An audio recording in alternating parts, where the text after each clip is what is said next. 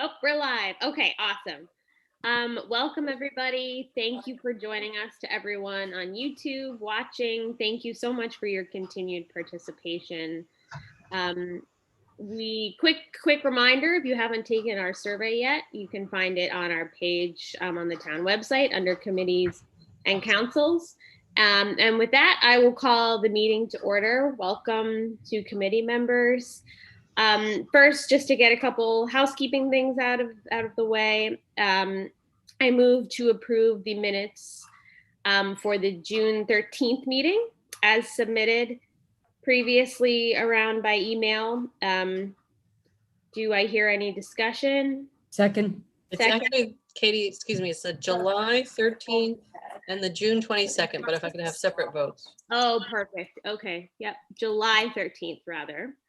So, Charlene, you're still seconding. Yes. All in favor? Aye. Aye. Aye. Okay, great. And same for June 22nd. Second. Excellent. Meeting to order. Welcome to committee members. First, just to get a couple housekeeping. Sorry Okay. about that. Did I say all? Did we do all in favor for June 22nd? Aye. Aye. Aye. Okay, awesome. Great. Okay, so with that, I just wanted to thank Larry for appearing at the town board meeting yesterday and giving our quarterly report to the town board. Thank you, Larry. I'll give you the floor for a few minutes just to give us an update on how it went and if there were any action items that came out of it. Let's see. I don't think there were any public comments, at least in the first public comment section of the meeting. Or at least there's none that I recall. Action items, the town board actually did make a motion and approve a resolution on submitting the grant application. But otherwise, I don't think that there are any other action items that came out of the town board meeting last night. Okay, well, thanks again for doing that. We all really appreciate it. I do want to note that the Peter Parsons did recognize John Wolf at the meeting for all of the work that he did in preparing the grant application. And of course, I know other members of the steering committee also participated and had input into that, as well as Kirsten, and I'm sure Jan Anderson as well. So thank you to everyone. Passing that on from the board. Thank you. That's so nice. Yeah. Thank you so much, John. We'll hopefully be able to finish that up later on in the agenda, but we know it's been quite a lot of work. So that's awesome that you got some public recognition for that. That's because I played tennis with him. Okay, so moving on to the first item on our agenda, update on the survey. So update and some sort of just housekeeping stuff on the survey. So I will give Larry the floor again.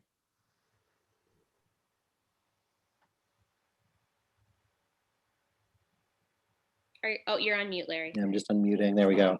Sorry, I was just trying to log into my surveymonkey.com account so I can give a update as of today, but I wasn't able to log in given my work environment right at the moment.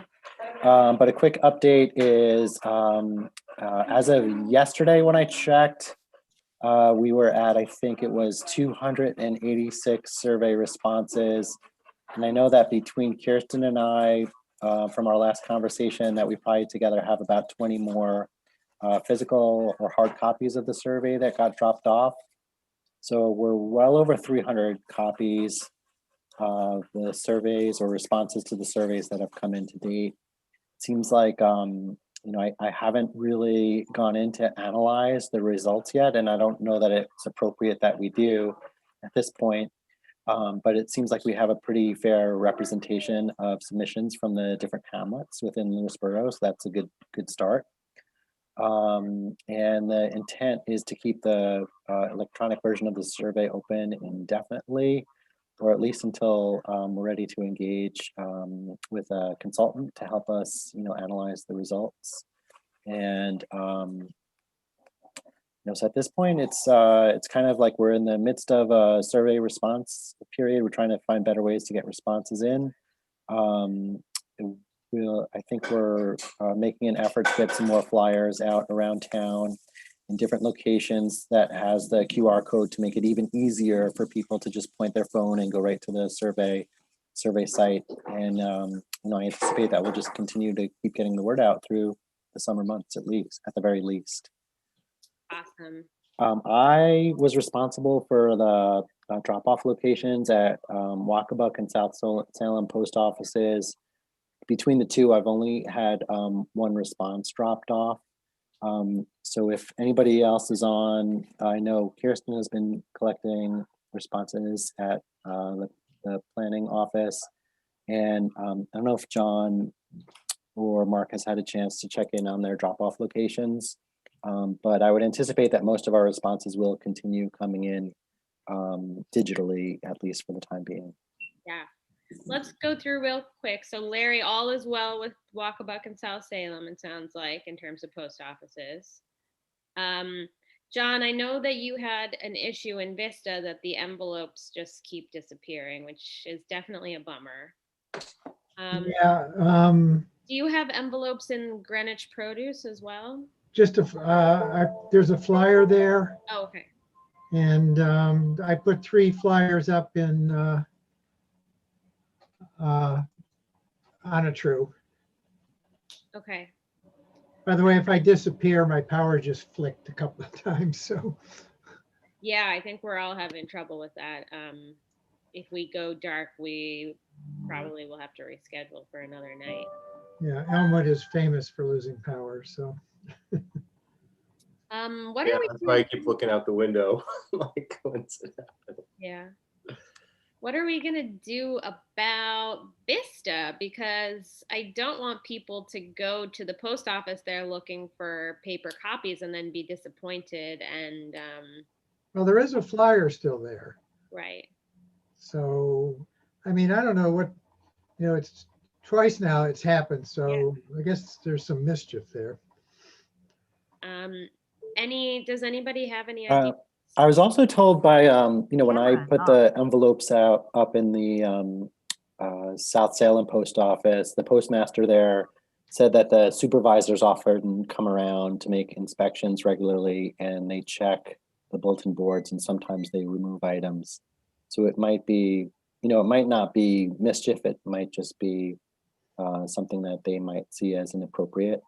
But it doesn't seem like anything's been removed from Wacabuck or South Salem. So maybe it's a different supervisor or maybe there's some other issue.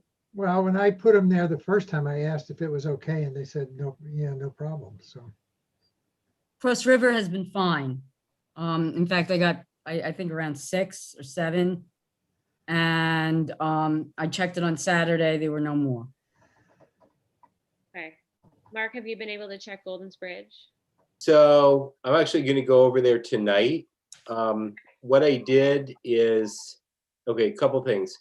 I put them in a plastic sheath because when I first put them up, I actually put them in Lewisboro, the Vista Town Park.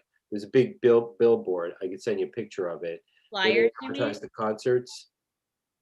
Yeah. Okay. So I put them in a plastic sleeve and I put them back. The first one got destroyed by the rain. So I put them in plastic sleeves with the opening at the bottom and thumbtacked them. Those are both up now.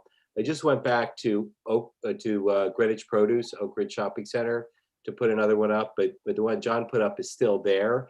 But I was actually going to reprint them in yellow because since they're on white paper, I think they get lost with a sea of similar looking white 8.5 by 11. So I was just going to print them all again in like a fluorescent yellow because the blue on our, on that design works well, nice contrast with yellow paper. So I'm just going to do them again and put them in a plastic sleeve. Cool. Okay. So, and you'll check on the post office on Yeah. an ongoing basis? Yeah. Okay, cool. Let us know if you have any issues there.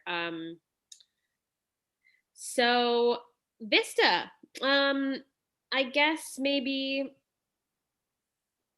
I'm just wondering, do we need to put a note on the flyers that says not available at the Vista post office, or how do we avoid people showing up there looking for them? I mean, I don't think there's going to be a ton of people, but there might be a few that show up and say, hey, where do I get the paper survey? And then they get disappointed and give up. Yeah, Vista's a little different. It's not a pickup, it's a distribution center. It's not as Oh, much, you don't get as much traffic as you do at the other ones because you can't buy stamps there or anything like that. So it's more of a distribution center, and I guess there's new boxes, so it's a little different. okay. So, so are there can you have a PO box there? I think you can. Hmm. So I was gonna before we run out of time on this, I was gonna maybe, do you think, Katie, we could just shift gears a little bit and talk about other steps for spreading the word on the survey? Yeah, absolutely. Just everybody put your thinking cap on that one. If you come up with a solution, just let's email about it, because I don't want to leave anybody out from having access to the paper surveys. Yeah, so it's the idea is that, we don't want to have an underrepresentation from Vista or from any other hamlet. Yeah. But I think it's too early to say that's going to be a problem. Right, for sure. So what I was going to suggest is that we did also look into postcard mailing, which I just wanted to go over. There was some emails back and forth in case anybody missed the emails. I don't recall who had looked into the pricing for it, but was that Kirsten? No, Katie, I believe. Katie. Katie, do you want to give like a quick update to the committee on the? Sorry to throw this back at you, but just on the postcard, the costs I and the. don't remember the cost off the top of my head. I'd have to bring my email back up, but I remember it then. I think I can give it to the rest of the group. I did talk to our town, to Elise Robertson, who's the town assessor, and for big mailings like this in the past, she's been able to export an Excel document that has addresses, and it's a little less than 5,000 basically. So then I looked for pricing based on that. And the pricing includes the postage. You just upload the addresses, and we don't even necessarily need to include names. It could just be addresses, depending on how the town board feels about that. And then you just press some buttons, upload a design, which we could all collaboratively agree on, and then we'd be good to go. But the pricing is for 5,000.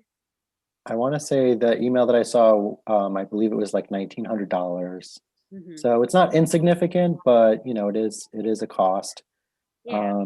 The other thing that I wanted to throw out there is if we did talk about at some point we talked about maybe having some sort of outreach to the community, like personally, and I'm wondering if we might try to do like a table or something, like a meet and greet where we could have the flyer and the QR code and encourage people to do the survey at potentially like the South Salem Firehouse Fair, which is coming up in a few weeks, or at the library fair, or at the library fair drop-offs. The library fair manager, coordinator, director was actually presenting at the meeting last night. So I haven't like vetted this if that's a possibility, but I'm happy to reach out and see if we might be able to do that. And I'm just thinking, if you can get it in front of a couple hundred people over the course of a day or two, and encourage even like 10 or 20% of them to take the survey, that would really bump up the response rate. So that's an idea that I have. If there's any other events, I could put a list together and we could circle back on it in the next meeting or take action to make it happen. That would be fantastic. I love that idea. If you could reach out and see if it's possible, Larry, that would be great. Yeah, so I'll just ask the rest of the people on the committee and anybody else that might be watching if there's any other events that has a significant Lewisboro attendance that we might be able to put on our list for outreach. That would be great. You can get in touch with me at larrymango@optonline.net. or to Elmango at planlewisboro.com.gov. Is that it? Gov.com. Gov.com. And Okay, just to thank you. build off that, last night at the town board meeting, I did bring flyers and I walked around explaining to people about the survey. And think it was the 1/3, 1/3, 1/3 split. A third had not heard anything about it. We're happy to do the survey. A third had heard about it, had done their survey. And another third, oh yeah, I heard about it. I haven't completed the survey yet. So it was good to jog their memories. Thank you for doing that.